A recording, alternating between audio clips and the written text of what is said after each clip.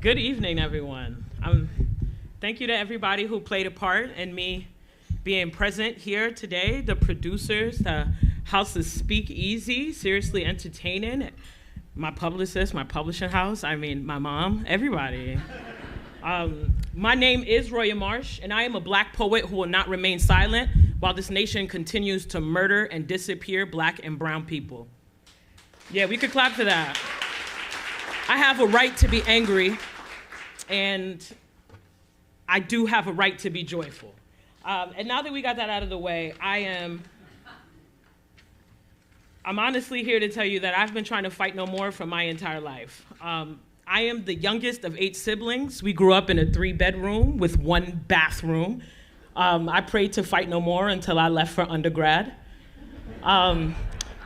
I attended 3 predominantly white institutions, and I fought a whole lot more to maintain the beauty of my own Blackness in the face of anti-Blackness. I think often about James Baldwin's quote, to be a Negro in this country and to be relatively conscious is to be in a constant rage at all times. And well, I'm Black, so rage is like my mother tongue. As fate would have it, I grew into a writer, and I unfortunately stumbled across the poetry slam. I encountered strangers from all over the world, all walks of life, and they came together to compete for modest cash prizes and bragging rights. I slammed for about 5 years, and along the way, I think I learned the most important lesson of my life, which was collaboration is way more powerful than competition. That part.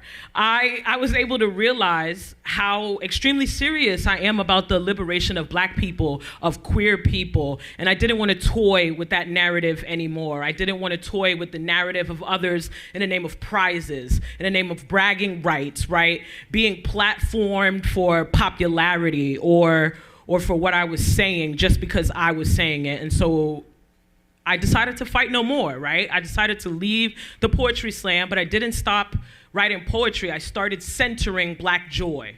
For me, Black joy isn't just about surviving oppression. It is about centering our Black selves, our identities, our cultures, our histories by honoring the strength and the beauty of our ancestors, right? For me, it is about saying, yes, the story of Black people in America includes pain and struggle and strife, but it also includes so much more, right? Black joy for me is a celebration of our history. It's looking at the many Black faces who have graced the stage in Joe's Pub or the public theater, right? This celebration of love, community, and belonging.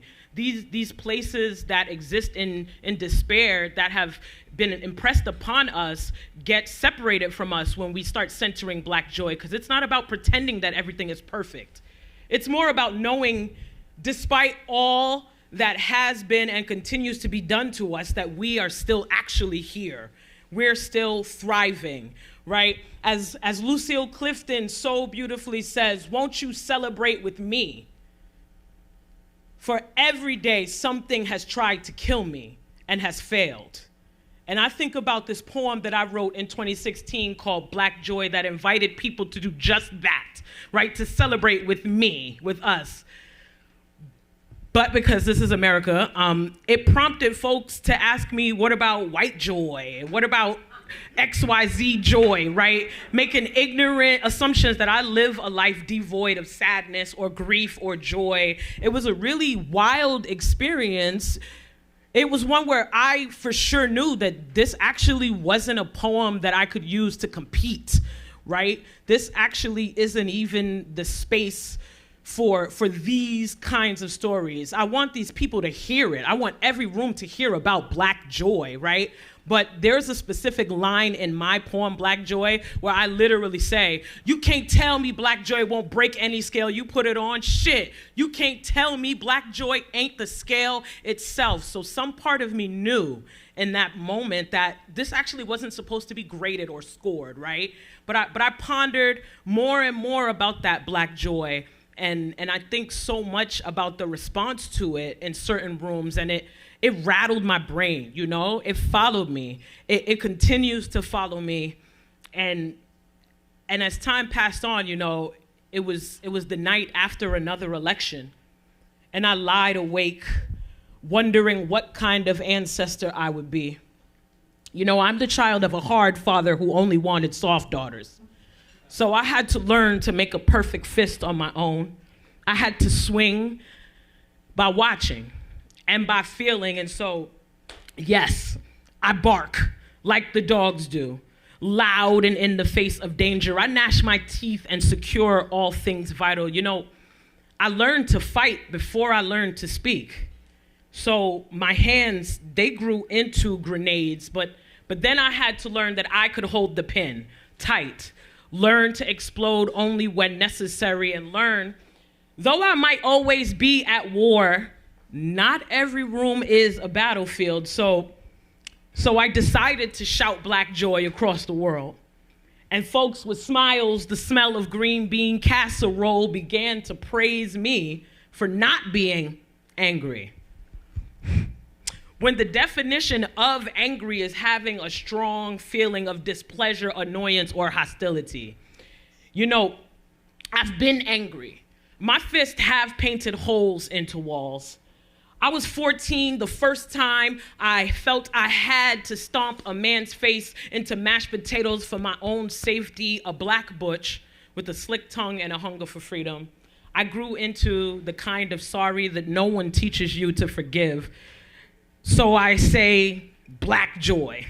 But people heard shuck and jive, thought me palatable, the good Black, and so I had to do a lot of work to show them that this isn't just what enlightenment looks like. You know, I walk around with a backpack full of screw-ups and screw-yous, but there came a point where I realized that tears could no longer cleanse, and so there are still days that I want out, that I want to give up, but I have learned that I'm no better if I only save myself, and most days, you know, there are people lining the floors of arenas waiting to hear me tell them that losing is at capacity. So I guess we're going to win.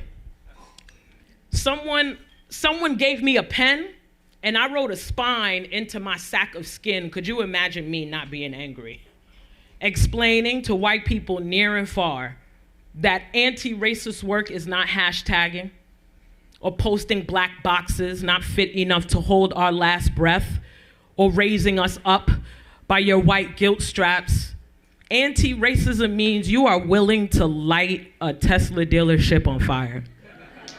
Anti-racism means you're willing to die for my kind of Black that built a country they keep trying to write us out of, you know? I think about what good it is to write poems about my unborn children when I have nieces, and I have nephews, and I have students. Did you know that they're shutting down one prison to build 4? And they have bunks with all of our last names on them. They're waiting for us to forget that we are chosen. So yes, while I'm God's daughter, my godson's father is locked in a cage. So nah, I don't write metaphors and poems about caskets or burials. That has just become another way for this world to hold us hostage. But everyone here at Joe's Pub tonight, you can tell the dead that I'm still here. You can tell the here that I am still fighting. I have lived and I have learned to walk on the seas beneath and between us. Yes, this ship is sinking, but I'm teaching my people to swim, to wade in the war zones where our joy endangers us, eating ice cream, playing video games, on a couch, in bed, in a park, in a parking lot, in a backyard, in a classroom, in a church. The people in my family are still breathing, and that is not a crime. The people in my family are still reproducing, and that is not a crime. So I say, we gonna make it. Be real Black for me, all right? Someday we'll all be free, but it sounds like I'm talking to God in mixtapes. You know, I was born Black and butch in America. Bitterness beckons, inspired by my mere existence. I was born waiting for this land of the free to bust a capitalist in my ass. But so many people think me being angry is the problem. You know, when I say black joy, I really mean I forgive my father. I mean, fuck the police. I mean, dismantle white supremacy. I mean, I was handcuffed one night and then kettled on the Manhattan Bridge the next and still showed up to work to teach your kids in the morning. You know, I've learned that I am everything that America threatens to break, and the threat, and the break, and America itself. What I am saying is, I'm not fighting, and I'm not angry. I'm coming. I say black joy, and I want every one of you to really think about who you are when we start taking what we are owed. Oh, thank you, thank you. You know, if we could be gunned down with our hands up and our backs turned, if we can have our green cards revoked, if we could be kidnapped and whisked away from our families, our spouses, our children, our work, what does fight no more actually mean? How do we get to a place where we can actualize a phrase like fight no more?